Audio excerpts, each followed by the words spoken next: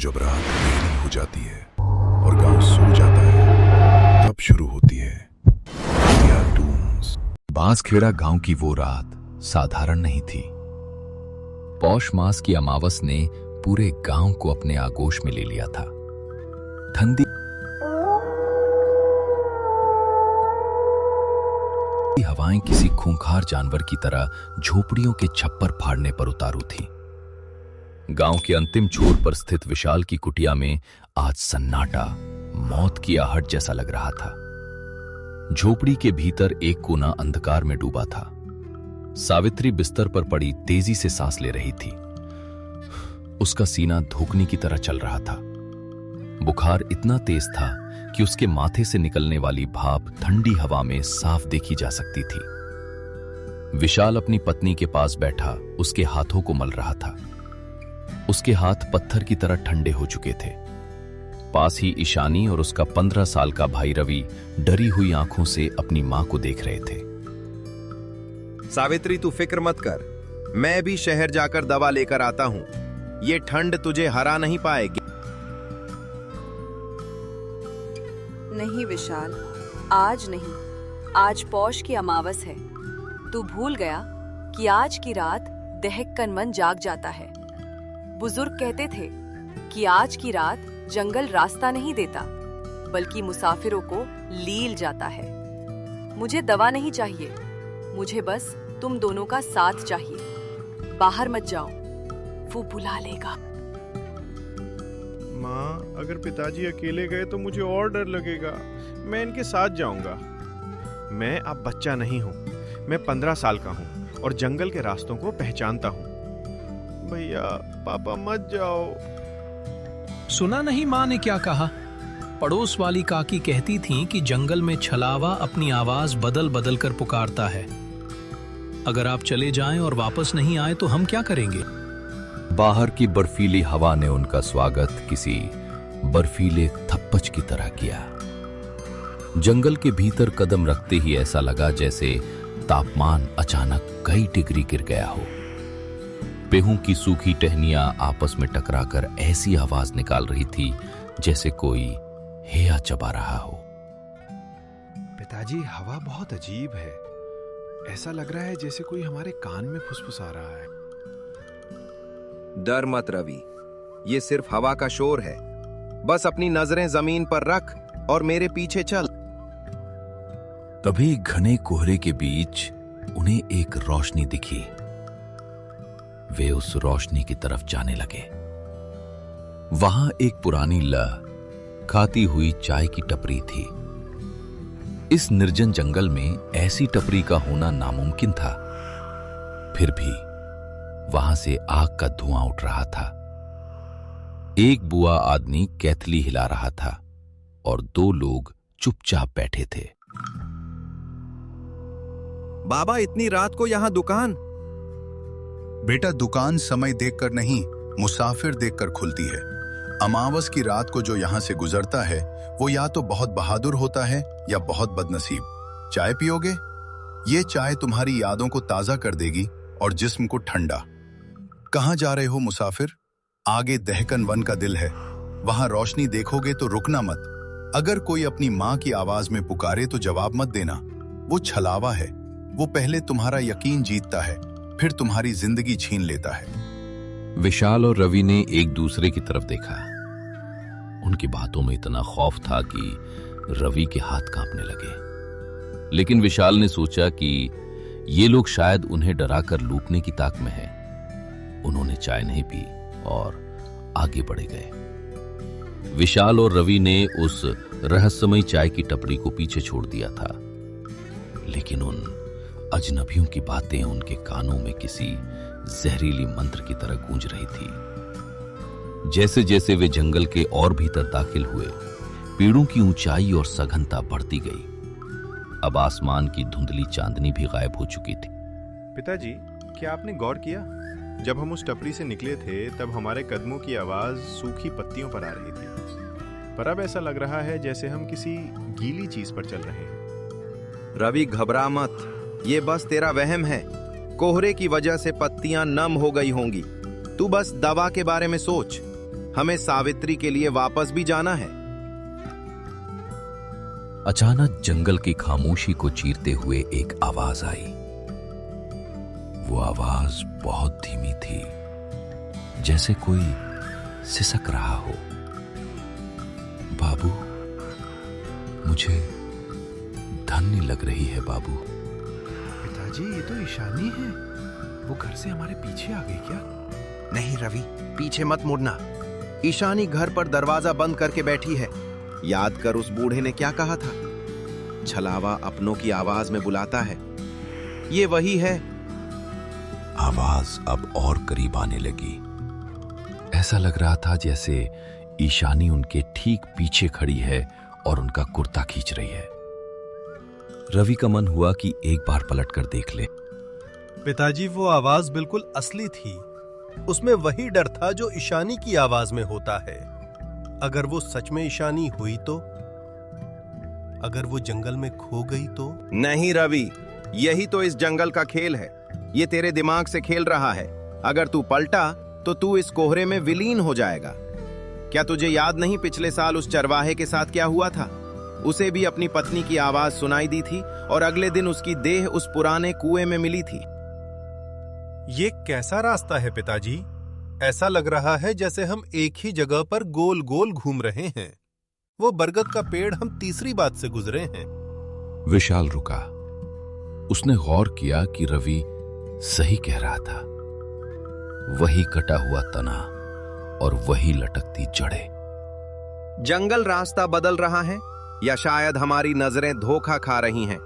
रुक, मैं इस पेड़ पर अपनी कुल्हाड़ी से एक निशान बनाता हूं। विशाल ने जैसे ही पेड़ पर वार किया, पेड़ से लकड़ी की आवाज नहीं आई, बल्कि एक कराने की आवाज आई, जैसे किसी इंसान को चोट लगी हो। दोनों के रोंगटे खड़े हो गए। जैसे तैसे लगभग 3 घंटे की अंतहीन दौड़ और डर के बाद जंगल का घनत्व कम होने लगा। दूर कहीं बिजली के खंभों की पीली रोशनी दिखने लगी। विशाल और रवि शहर की बाहरी सीमा पर पहुंच चुके थे। शहर के कुत्ते अजीब तरह से रो रहे थे, जैसे उन्होंने इन दोनों के साथ किसी अदृश्य साए को आते देखा हो। वे शहर की मुख्य मार्केट में पहुंचे। सब कुछ बंद था। केवल एक पुरानी दवा की दुकान का शटर आधा खुला था। कौन हो तुम लोग और इस वक्त यहां क्या कर रहे हो? साहब, बांसखेड़ा से आए हैं। मेरी पत्नी सावित्री की जान खतरे में है। ये रही पर्ची। खुदा के वास्ते जल्दी दवा दे दीजिए।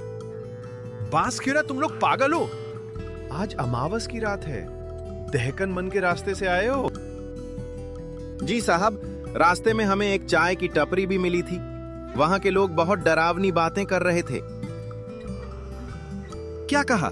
चाय की टपरी? मुसाफिर, बांसखेड़ा के रास्ते में तो कोई टपरी नहीं है। 10 साल पहले एक मुखिया की टपरी हुआ करती थी, पर अमावस की एक रात वहां आग लगी और सब जिंदा जल गए। तब से वहां सिर्फ राख का ढेर है। पर साहब, हमने वहां आग जलती देखी। हमने केतली की आवाज सुनी। वहां लोग बैठे थे। तुमने इंसानों को नहीं, रूहों को देखा है।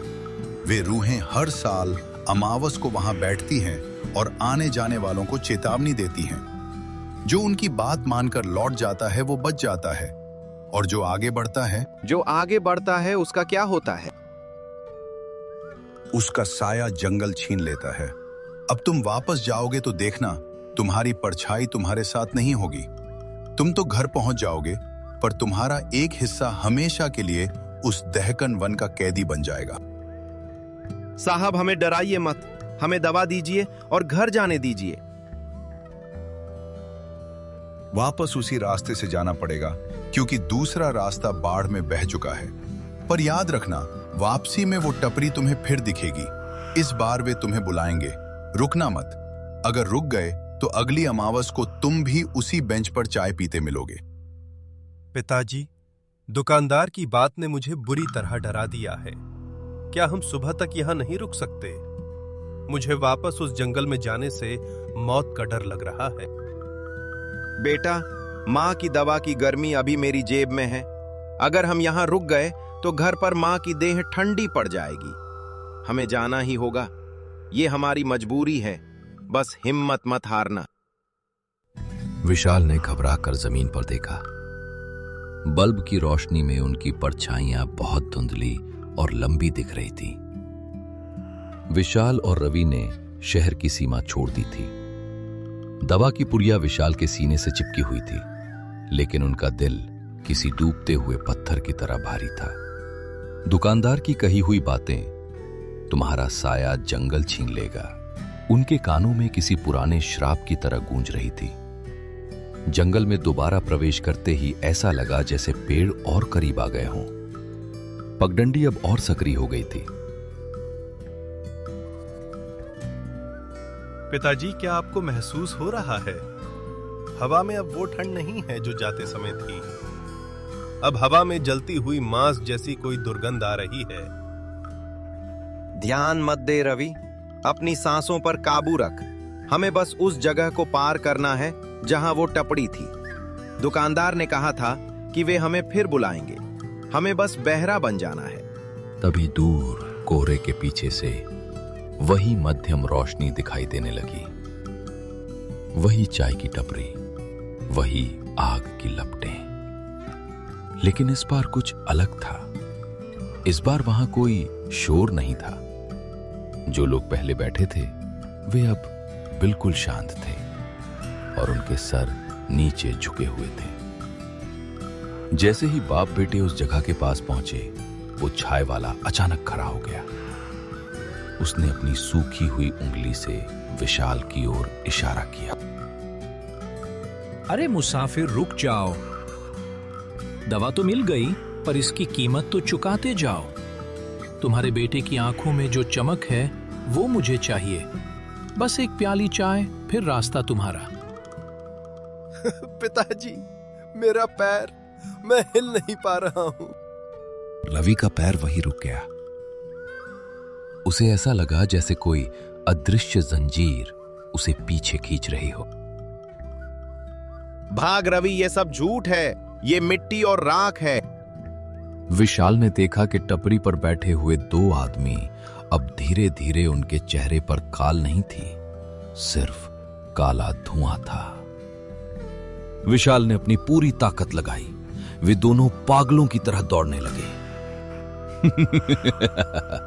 पीछे से उन रूहों के हंसने की आवाजें आ रही थीं, जो अब चीखों में बदल चुकी थी। तुम भाग सकते हो, पर तुम्हारी परछाई यहीं रहेगी। पिताजी, वहां तो कुछ भी नहीं है। हम किससे बात कर रहे थे? हम किसके पास रुके थे? वो छलावा था बेटा। वे हमें रोकना चाहते थे ताकि हम सुबह तक यहां भटकते रहें और हमारी देख ठंडी पड़ जाए। चल, अब घर करीब है। रात के करीब 3 बजे बज रहे होंगे जब विशाल ने अपनी झोपड़ी के दरवाजे पर दस्तक दी। सावित्री और ईशानी अंदर जाग रही थी। दरवाजा खुलते ही दोनों अंदर गिर पड़े। पापा, भैया, आप लोग ठीक तो हो? आपकी आंखों में इतना डर क्यों है?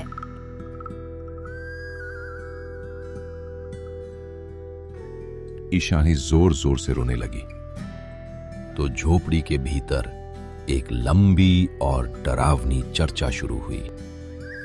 सावित्री, आज जो हमने देखा वो इस दुनिया का नहीं था। दहकन वन के उस पार एक और दुनिया बसती है, मरे हुए लोगों की दुनिया। माँ, वहां एक चाय की टपरी थी। वहां के लोग जानते थे कि हम आ रहे हैं। उन्होंने हमसे हमारी यादें और हमारी गर्मी मांगी, और जब हम वापस आए तो वहां कुछ भी नहीं था, सिर्फ मौत जैसी खामोशी थी। बांस खेरा के इस जंगल का इतिहास बहुत पुराना है। अमावस की रात को ये जंगल अपनी भूख मिटाने के लिए शिकार ढूंढता है। तुमने उनकी बात नहीं मानी, इसलिए तुम बच गए। पर विशाल, रवि, तुम्हारी परछाइयां कहाँ हैं? सावित्री अचानक रुक गई। उसकी नजर जमीन पर पड़ी। पूरे कमरे में सन्नाटा छा गया। लालटेन जल रही थी। ईशानी और सावित्री की परछाइयां दीवार पर साफ दिख रही थी, लेकिन विशाल और रवि जहां खड़े थे वहां जमीन बिल्कुल खाली थी। रोशनी उनके शरीर के पार जा रही थी, जैसे वे कोई पारदर्शी चीज हो। दुकानदार ने सही कहा था, उस जंगल ने हमारा एक हिस्सा छीन लिया। हम घर तो आ गए, पर हमारा साया अब भी उसी दहकन वन की टपरी पर बैठा होगा। रवि ने अपने हाथ देखे। वे असली लग रहे थे, पर उनकी छाया का न होना इस बात का सबूत था कि वे अब पूरी तरह से पहले जैसे इंसान नहीं रहे। बाहर अमावस्या की रात अब ढलने को थी, लेकिन कोहरा अभी भी झोपड़ी को घेरे हुए था। कम से कम तुम सुरक्षित हो। दवा काम कर गई। हमारे साए गए तो क्या हुआ, हमारा परिवार तो बच गया। विशाल ने सावित्री की ओर देखा और कहा, लेकिन जैसे ही विशाल ने यह कहा, झोपड़ी की खिड़की पर एक दस्तक हुई। बाहर से एक परिचित आवाज आई, बिल्कुल विशाल जैसी आवाज। सावित्री, दरवाजा खोलो, मैं दवा लेकर आ गया हूं। अंदर बैठे विशाल और रवि के रोंगटे खड़े हो गए। जो बाहर खड़ा था वो विशाल का साया था, जो अब खुद विशाल बनकर वापस आ गया था। कहानी इस डरावने एहसास के साथ समाप्त होती है कि असली विशाल अंदर है या बाहर, ये कोई नहीं जानता। दहकन वन का छलावा उनके घर के दरवाजे तक पहुंच चुका था। बांसखेड़ा की वो अमावस कभी खत्म नहीं हुई।